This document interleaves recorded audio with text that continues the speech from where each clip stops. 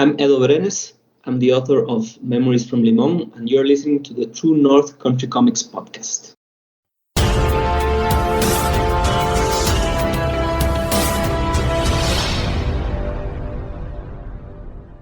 Welcome to the True North Country Comics podcast, dedicated to promote Canadian comic book and graphic novel creators and supporters.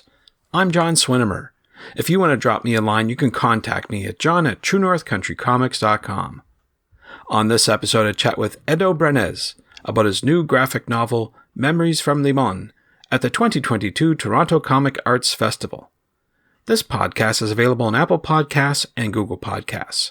It's also available on the True North Country Comics channel on YouTube. I invite you to like and subscribe. Edo is from Costa Rica and studied animation at Veritas University, Costa Rica. He followed that with a master's degree in animation and design at the University of Sunderland. Edo has worked as a lecturer at Veritas University and the Cambridge School of Art. He lives on a secluded tropical beach in Costa Rica with his wife, children's book illustrator Yos Sanchez. His current graphic novel showcased at TCAF 2022 is entitled Memories From Limón. Memories From Limón is described as the story of Ramiro, who leaves the British drizzle and his beloved fiancée Yos to investigate his family history back home in Costa Rica. What starts as an innocent fascination with an old family photo album leads to conversations with the older generations and revelations he is not prepared for. Set on the idyllic Caribbean coastline of one of the most beautiful countries in Latin America, the story weaves together the heartbreaking and humbling stories of 3 generations of the same family. Love and life is a struggle in paradise. Welcome to Limón. And so, without further ado, here's my chat with Edo Brenes about his new graphic novel, Memories From Limón, at the 2022 Toronto Comic Arts Festival. Edo Brenes, thank you very much for taking time to chat with me. No, thank you, John. Appreciate your time. What I usually do to start off the interview is ask the creator about their first comic book. So, I'm wondering if you remember, what was the first comic book that you read? Okay, I think it's a Mexican comic book, and it's called Memín. And it's about this children living in Mexico, I think in the 40s. They are low class, so it's their adventures in daily life. And I think that was the only comic I had available, which actually belonged to my uncles and my aunt. And I used to read it when I went to my grandmother's, which was like every day during the holidays because my mom would leave us there. So I would just read. It was like a serialized comic book. Okay. And they had the reissues of the 80s or the 70s, and I used to read them. Yeah. Mm-hmm. Mm-hmm. Were there any comics in the newspapers at all at that time, or no? Had they stopped? Yeah, no. We had like the comic strips. Mm-hmm. So you would get, I don't know, like from North America, or you could get like Garfield. Mm-hmm. Mm-hmm. Maybe I don't know the names of the others in English. Sure. But there would be a couple from Latin America, Mafalda from Argentina, and those were the ones that you could like read most of the time. Right. Yeah, good stuff. Good stuff. Absolutely good inspirations when you're growing up. But I'm wondering, who or what inspires you to create today? I think it's more like everyday life. So it's not really artists, though I do read a lot of comics and books, and I watch a lot of movies and TV shows. But I think I like to write about what's happening around me or things that inspire me. So we'll talk about this later when we talk about the book, but it's loosely based on my family as well. So it's like, I don't know, thoughts, feelings, and this is what actually inspires me to create or write. Great. No, that's the best kind going. That's for sure. That's for sure. So congratulations. You're going to be an exhibitor at the Toronto Comic Arts Festival this year, which is great. It's back in person. So with that in mind, I'm wondering, do you have any favorite convention moments that you can share? Any convention you've been to? Okay, so I've only been to one. Here in Costa Rica, we have a comic convention, and this year is going to be the 2nd edition. The first one was, I think, 5 years ago, and I did not go. I was not here. But I went to ELCAF, East London Comic Arts Festival. And I remember that my favorite moment was there's this artist called John McNaught. And I went with his latest book, and I got him to sign it.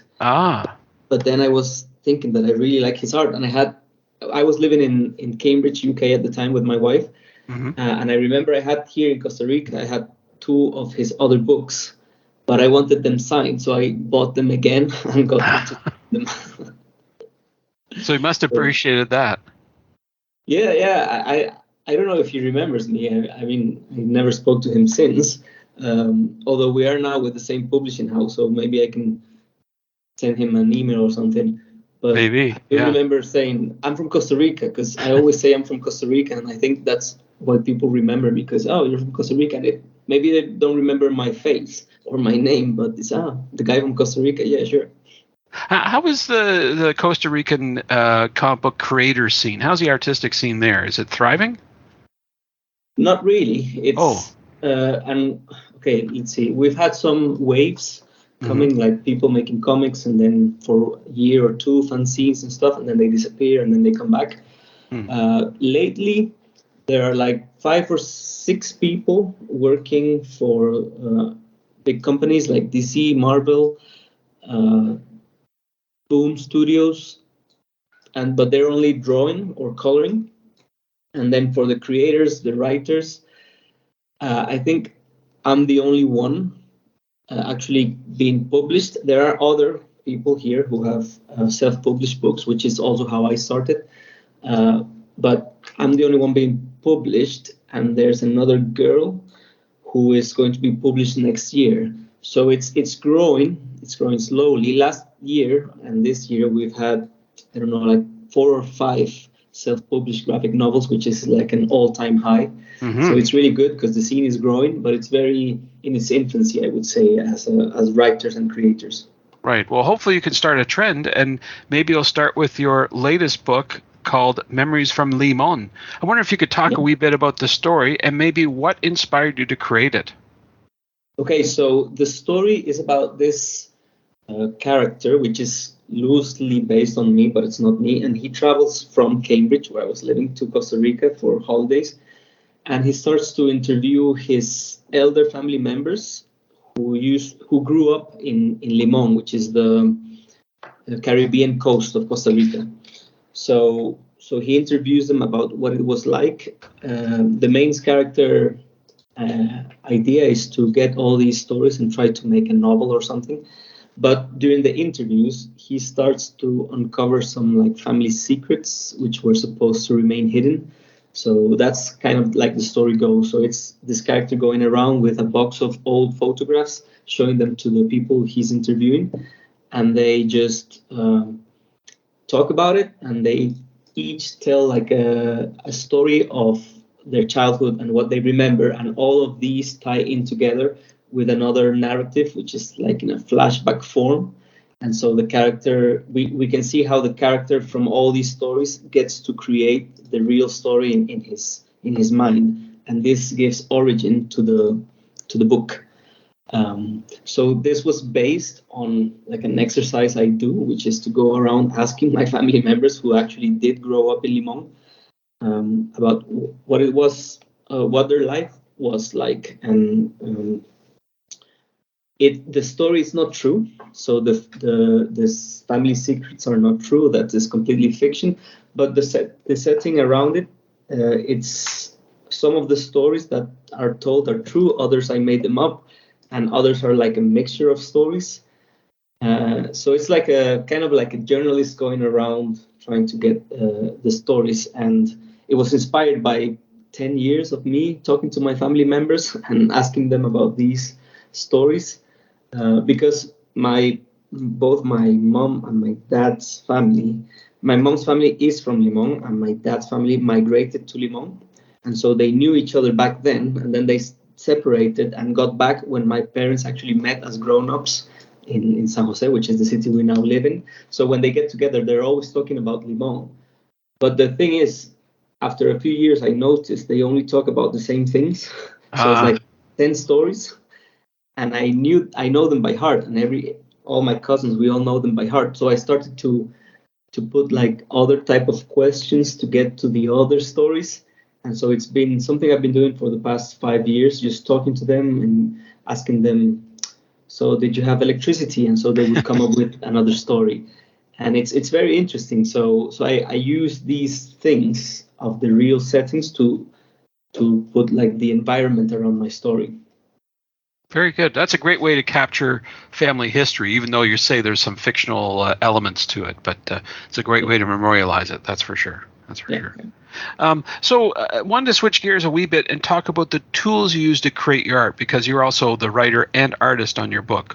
What tools do you use? Okay, so I initially sketch in Photoshop.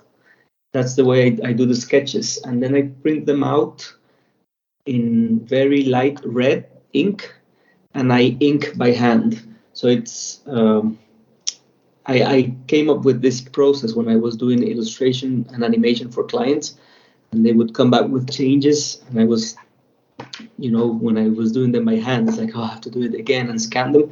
So I taught myself how to draw on a tablet on the computer, and it's so much faster that's my process now. So then I print, I ink, and then I scan back in and color in Photoshop again. So it's like a part digital, part traditional kind of way.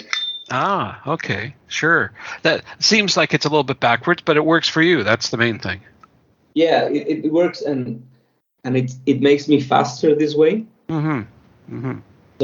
So it's not. I mean, I've seen people have asked me when they see me, inking on top of a drawing which is kind of finished, and they ask me, why are you doing it again? and it's because I even though I learned how to draw on the computer, I've always liked ink on paper. So I cannot recreate it yet digitally. So I have to come back and ink it, because I like how, when you're in Photoshop and you have to do a table and it's straight lines and you can do it perfectly. Right. But then when I ink them, they're not perfect anymore. And that's like how I like it. And there's like mistakes and things like that. So that's why I do it this way, because I don't like my particular inking line digitally. If I find a way to do it the same, I think I would do it all digital, but I still haven't found a way. Okay, interesting. Well, perhaps when you get to Toronto at TCAF, you can ask around. I know that there are some people that do everything digitally. Might be something to inquire about. You never know. Now, you mentioned animation, and I was looking at your bio, and you have a master's degree in animation and design at the University of Sunderland. So I'm curious to know if you have a preference. I ask some creators, sometimes they say, I like animation more, I like graphic novel more. Do you have a preference which one you like better? I think I like more comics and graphic novels. Animation is too much work. And I can do it and I like it, but normally I need more people. I prefer to work on my own. It's easier, faster.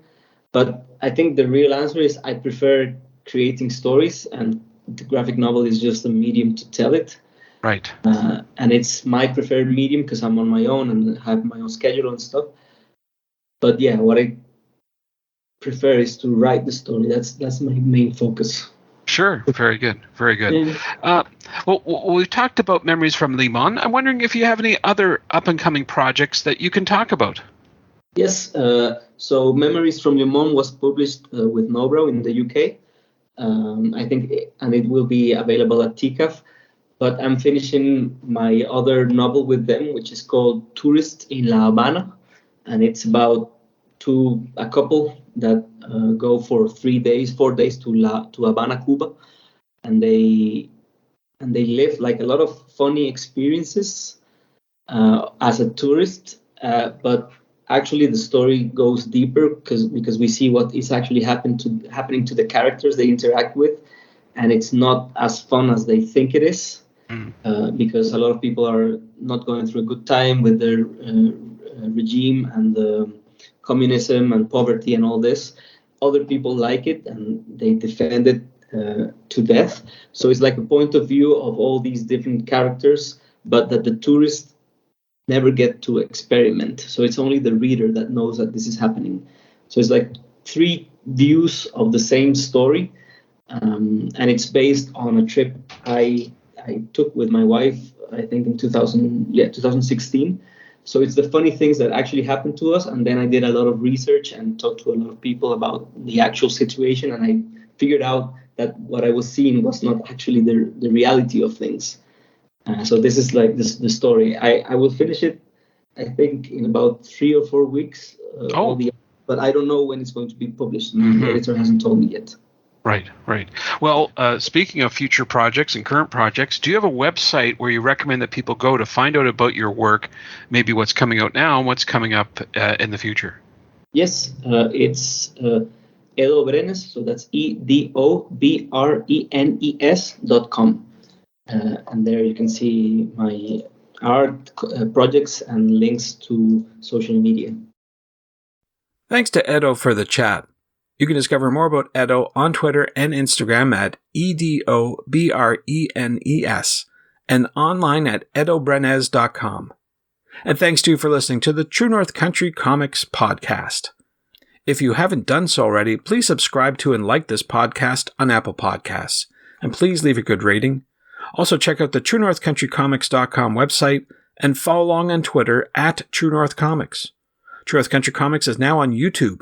Please like and subscribe to that video channel. Please send your feedback to John at TrueNorthCountryComics.com. Thanks again for listening, and come back soon for another episode. Bye for now. True North Country Comics Podcast is copyright True North Country Comics, copyright 2022.